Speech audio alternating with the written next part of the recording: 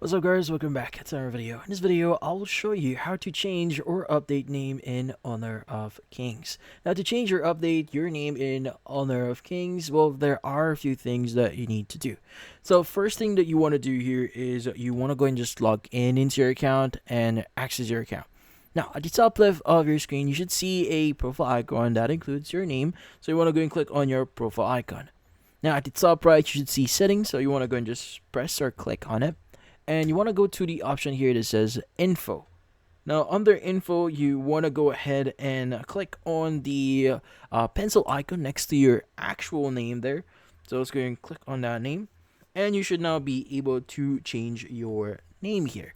Now just to give you some information here, you can only do this a number of times here. So for example, you can do this now, but after 15 days, that's when you can actually do it again. So make sure that you have it correctly spelled, because you won't be able to change it after for 15 days.